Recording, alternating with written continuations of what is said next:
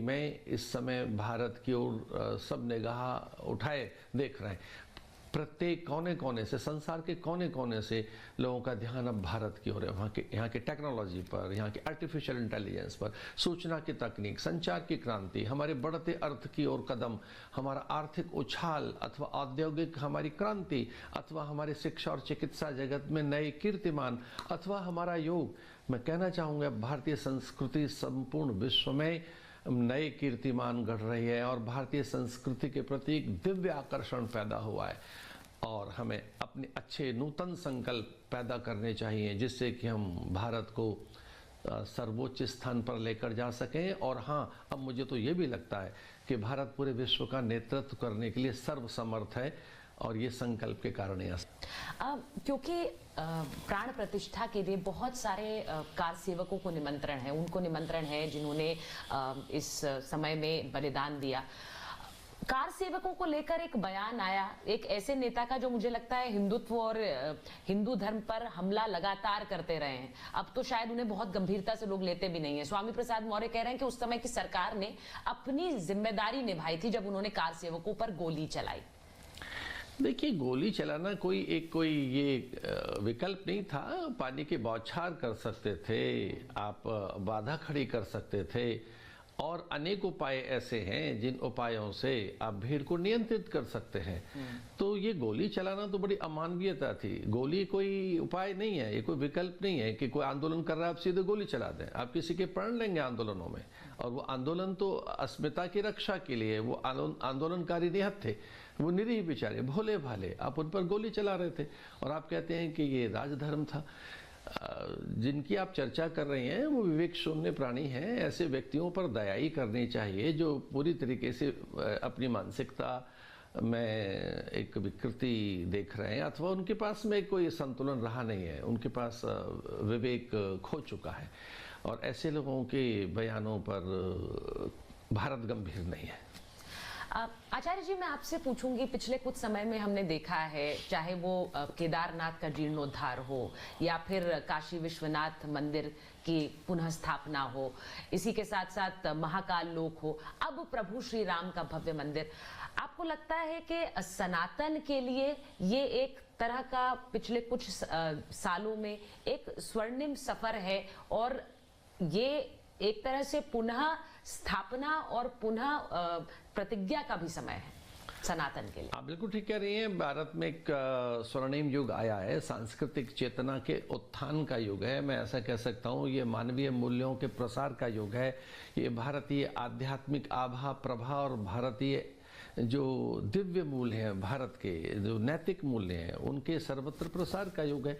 हम देख सकते हैं कि किस ढंग से केदारनाथ में एक बहुत अद्भुत उद्धार देखा जा रहा है। बद्रीनाथ में भी काशी कॉरिडोर के माध्यम से, और महाकाल लोक हो अथवा भगवान शंकराचार्य का एक भव्य विग्रह का स्थापन हो ओंकारेश्वर में, इन सबको इस रूप में देखा जाना चाहिए कि भारत में अब आध्यात्मिक चेतना का विकास हो रहा है। ये आध्यात्मिक अंगड़ाई है, और जब भारत का अध्यात्म जगता है तो विश्व बंधुत्व के भाव जगेंगे। सर्वे भवन्तु सुखिनः जैसी दिव्यताओं का प्रसार होगा। आत्मवत् सर्वभूतेषु, इसका अर्थ सब जगह एक ही आत्मा है।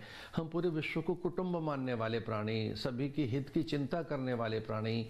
आत्मवत् सर्वभूतेषु के साथ साथ आत्मन प्रतिकूलानि परेशान न समाचरेत, इसका अर्थ ये है कि हम वैसा न करें अन्य के साथ जो हमें अच्छा नहीं लगता। तो ये जो एक युग दिखाई दे रहा है, इस युग में दिव्यता, उच्चता, श्रेष्ठता का प्रसार हो रहा है और आध्यात्मिक सूर्य अपनी आभा पर है और पूरे विश्व के कल्याण के संकेत हैं। जब पूरा विश्व युद्ध की ओर अनायास ही धकेल दिया गया हो, जब अस्त्र शस्त्र शस्त्र ही जैसे मानो जीवन की स्वाभाविक मांग बन गए हों, ऐसे में भारत से जो एक आध्यात्मिक स्वर जा रहा है वो पूरे विश्व के कल्याण का, विश्व बंधुत्व के भाव के विस्तार का, और मुझे लगता है मानवीय मूल्यों को शिखर तक ले जाने के ये दिव्य और सत प्रयास है। क्योंकि प्रभु श्री राम हमारी एक साझा सभ्यता का हिस्सा है, धर्म कोई भी हो, लेकिन हमारी साझा सभ्यता प्रभु श्री राम वाली सभ्यता है।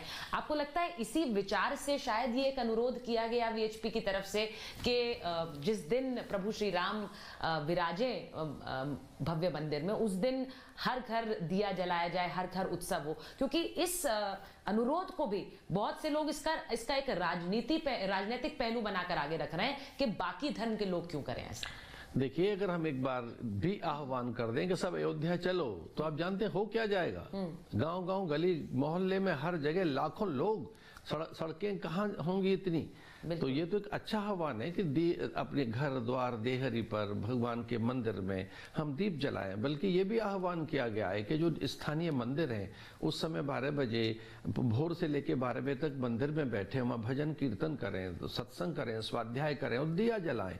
तो ये तो एक बड़ा, मुझे लगता है कि इससे बड़ा और क्या उदाहरण होगा कि हिंदू समाज को ये प्रेरणा दी जा रही है कि वो घर में बैठें और देहरी द्वार दीप जलाएं, मंदिर में बैठें, सत्संग करें अथवा महापुरुषों का सत्संग सुने। तो ये इससे बड़ा संयम का उपदेश क्या हो सकता है। ये भी तो कहा जा सकता था गली गली निकल पड़ो और विजय यात्राएं निकालो। ये शब्द नहीं कहा जा रहा है, बल्कि दीपदान, और दीप हमारी सभ्यता का प्रतीक है, प्रकाश के हम उपासक हैं, हम उजालों के का अभिनंदन करने वाले प्राणी हैं। तो कितना बड़ा संदेश है ये हिंदू समाज के लिए कि दीप जलाएं और अंतर के प्रकाश के साथ एकाकार करें। अच्छा आचार्य जी, मैं एक चीज आपसे पूछूंगी।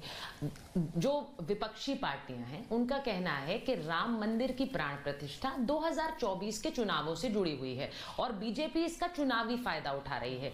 आपको लगता है कि राम मंदिर का एक मुद्दा ऐसा है जिससे चुनावी फायदा किसी पार्टी को मिलेगा और वो 2024 में हो सकता है?